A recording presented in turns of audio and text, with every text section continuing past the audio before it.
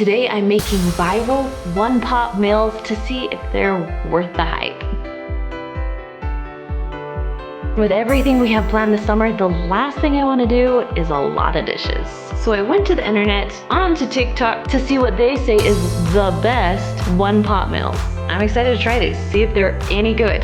All right guys, let's get cooking. The first one I'm making is from Half Baked Harvest. This is for 1 skillet creamy, sun-dried tomato, chicken, and orzo. Whew, that's a lot, that's a long one. And I can see how this went viral. It looks amazing. Now, thankfully, I found a link to her website, so I'm able to get all the ingredients measured correctly. Now, if you want to see the original video that has millions of views, I'll link it down below for you. Now, first, I'm going to mix all of the spices together. So we have oregano, paprika, crushed red pepper flakes, and some salt and pepper in here.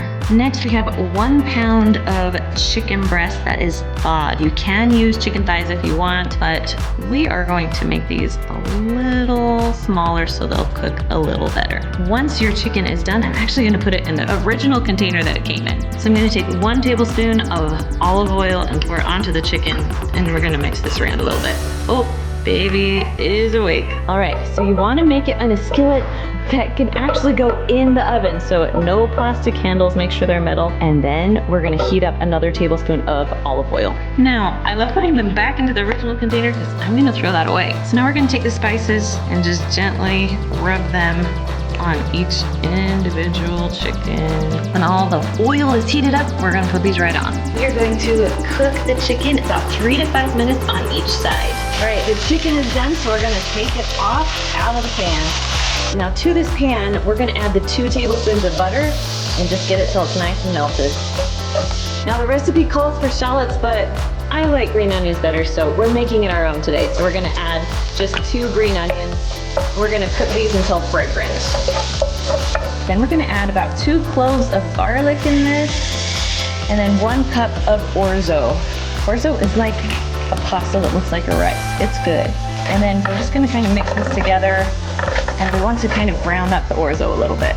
Once it's kind of browned up a little bit, the original recipe calls for wine, but I don't cook with wine, so we're just gonna add 1 can of chicken broth to deglaze it.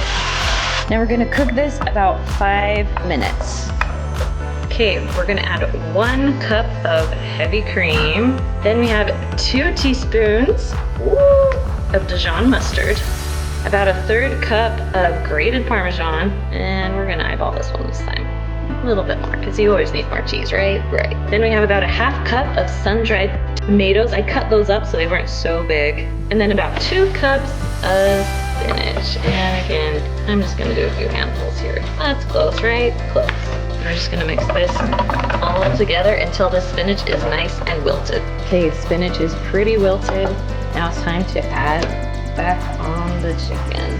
Now, she got really fancy and added a little fresh rosemary on top along with some lemon. All right, let's taste test it.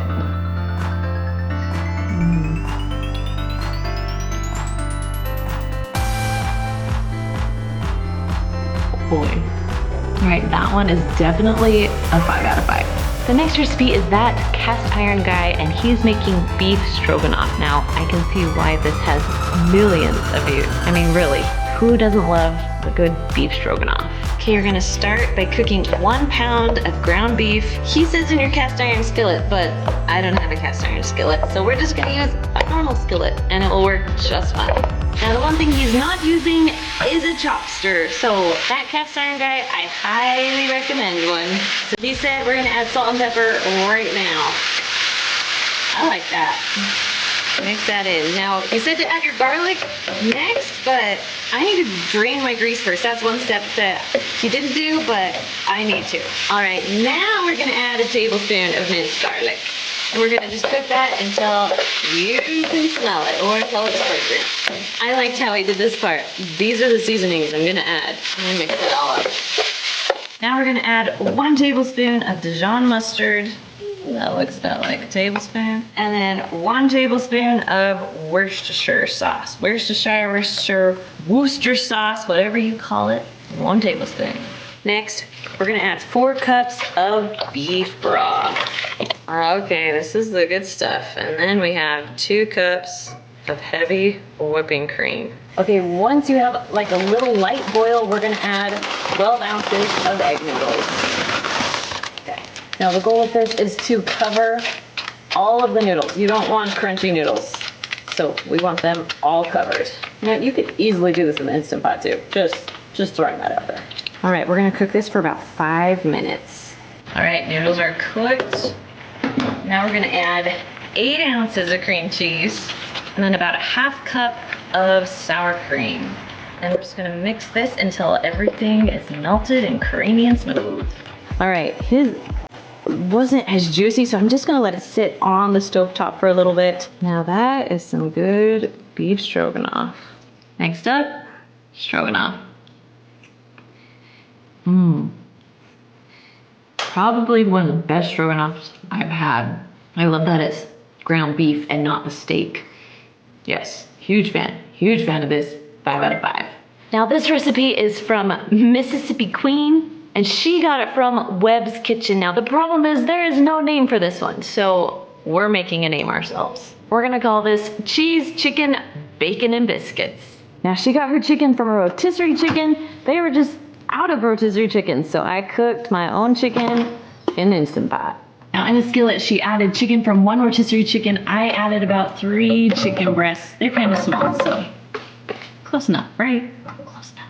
Then she added 2 cans of cream of chicken soup. All right, and we're gonna add in 1/4 cup of onion. I think it was 1 whole package of ranch seasoning, so we're just gonna call it a win like that. Okay, close enough. Then 1/2 package of bacon bits. And she bought Walmart, I bought Kroger. They're about the same price, but always go name brand bacon bits if you want it a little cheaper. Not name brand, store brand. Then she did 8 ounces of cream cheese.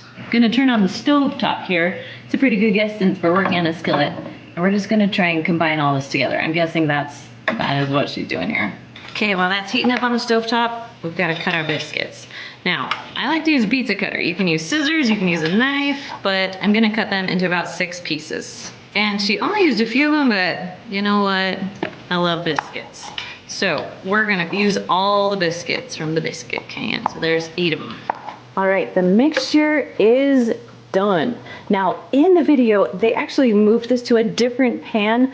I'm gonna keep it in this pan because we want this one pan, right? No dishes here. So I got my 8 biscuits. We're just gonna put these on and spread them all around a little bit. Now this recipe didn't call for a certain amount of cheese, so we're gonna add at least a cup, at least. Okay, now they didn't give a cooking time really, so she stuck it in at 375 pretty much until it was browned. So I will give you a time on this one. All right, we ended up going 16 minutes. All right, this one I thought was interesting. Let's just say that. So I'm curious of how it tastes. Oh. Okay, if you like cracked chicken, you're gonna love this. It was really good, surprisingly delicious. I also give this one a 5 out of 5. There are reasons why these have millions of views.